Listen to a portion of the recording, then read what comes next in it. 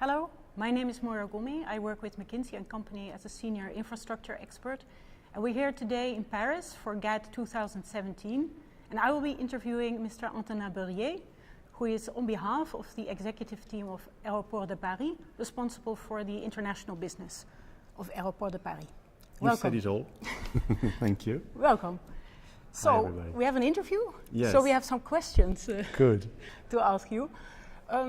My first question is, what is at the moment, given the changes to the structure and scope of Aéroports de Paris International, or ADP International for short, what is actually the current strategy that you are having for the coming years? In a way, simple. Thank you very much for this question.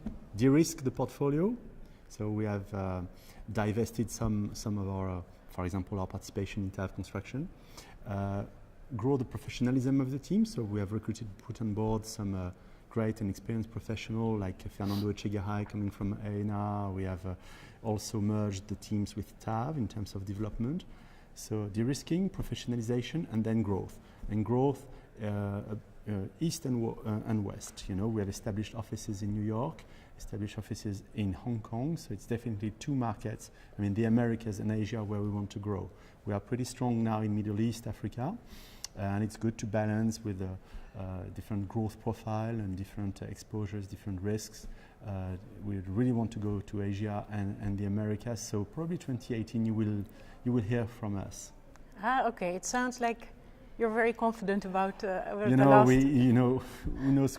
You know, sometimes it's like a race. Sometimes you believe that this project can materialize, and then all of a sudden, for some reasons, political change or new regulation, or and it just doesn't happen. You have to be resilient, long term, and build a relationship. These projects, really, investment projects for us, it takes 2-3 years to develop. Right. Yes. Yes, and we are not alone. We have partners. We talk with governments. We talk with different stakeholders. That makes this very interesting, actually, fascinating, even. Yes, in this regard, I was wondering, because part of the restructuring is that the ADPI, which basically is the engineering and design and construction part of the group, is now under the umbrella of the international team. Correct. Something very simple. You know, I come from the industry. I'm a simple man. So everything international under one umbrella, ADP International. Okay, so we put all the assets, we put all the French subsidiaries, and we manage our participation through this vehicle. Okay, so from a reporting point of view, clearly you have now something pretty clear and straightforward segment. Now we fully consolidate TAV, so all in all, roughly we'll make $1.1 billion revenue this year, and we are aiming at growing significantly over the next few years here in this segment. So it starts to be sizable. 30% of the group revenue, 30% of EBITDA, and the contribution to the group 20 now in terms of profit. It could grow a bit. It depends on projects, so we can't give clear guidance. We are cautious, but we are in a very positive track. And for the assets we have, because we are growing double-digit in these assets, so their respective size and contribution, of course, increases quite significantly.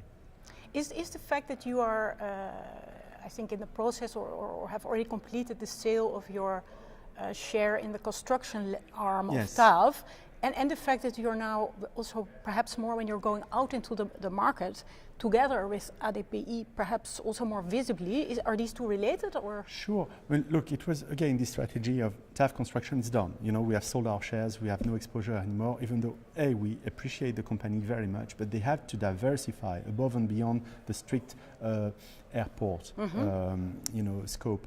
So we are an airport player, pure player. We don't want to be in other industries, but we want to be good at what we are doing. So we try to divest construction and to have synergies between the different arms, and the different value propositions we have, from designing, building, but building with contractors, not in-house. Then we operate and we finance. Right. So basically we propose the full scope. And we have service companies like we have with TAV. These service companies we can export, and as Sunny said this morning, I mean, we are present in more than 50 airports across the world, so it's very interesting. And impressive. No, it's interesting. Something, in progress. Yes. It's in progress. We are building something. I don't know. We're trying to cover the value chain and bringing innovation and solutions and business solutions to our different stakeholders. And yes, piece by piece, creating something agile, a bit like a group. But if I compare with industries, it's not yet systematic. It's not completely. All the processes are not completely, duplicated. Right. Not yet. It's in progress. We are getting there. Yeah. Is there a Groupe ADP touch? We are working on it, both in terms of quality of service, both in terms of taking the social and environmental part of the equation as well. I mean, for the last couple of years, there was a lot of focus on the financial part, on the operational part. Definitely, without the social and environmental part, clearly something is missing. Exactly. So we understand the complexity of the object we are dealing with, and this new part is really something we are investing a lot of resource in. I'm thinking when you are explaining this, and when we think about the offices that you open East and West, West and East, what makes a lot of us in the industry curious, of course, is also your office in New York. Yes. We know this is in theory a very large market, and we are seeing major capital expenditure. Yes. I suppose, for many years, the airport industry, especially in North America and in the US, was lagging in investments, and it also had quite slow growth, right? Yes. But then, even at slow growth, you get a moment where the cracks in the runway are too deep. And so, how do you see this market from the point of view of your value proposition? Okay. This office covers the entire Americas. So it's from South America, where, as you know, we have Santiago de Chile.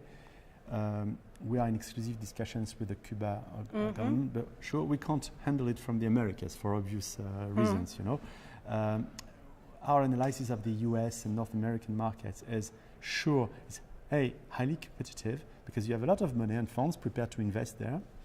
Very few actually opportunities to invest, because on the one hand you have the airlines, on the other hand you have the municipalities, and it looks like the market is kind of stuck in this concept here. So what we are trying to do is to enter with definitely a complete new value proposition, saying that to manage an airport is something very special.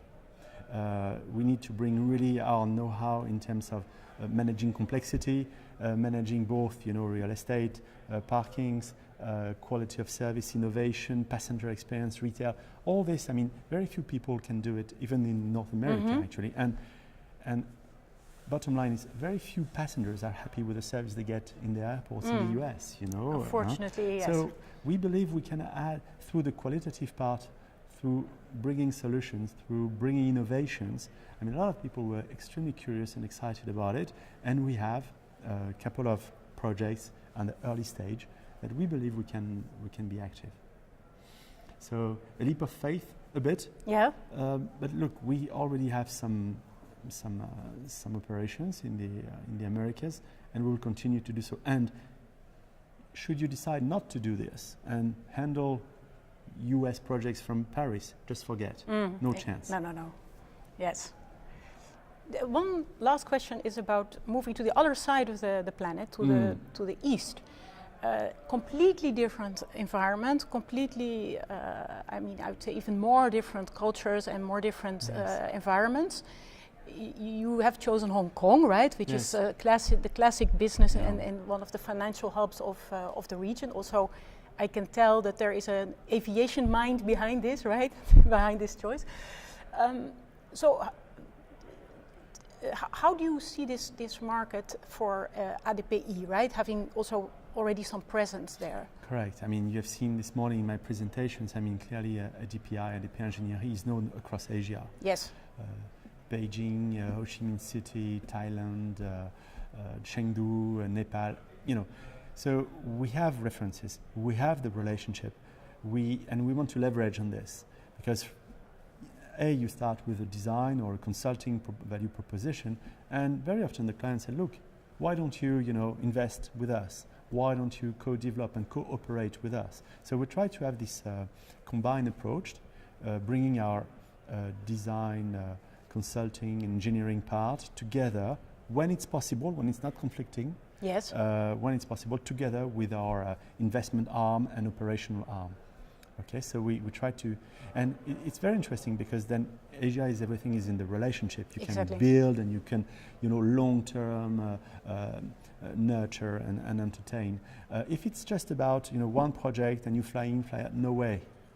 You build the presence, you show that you are committed long-term, and then maybe you have a chance. Yeah. Well, I think that everybody will be watching 2018 with curiosity and some excitement. Sure, we are definitely. So I'd like to thank you very much for explaining this and being so transparent to us about your plans. Thank you Thank you very much.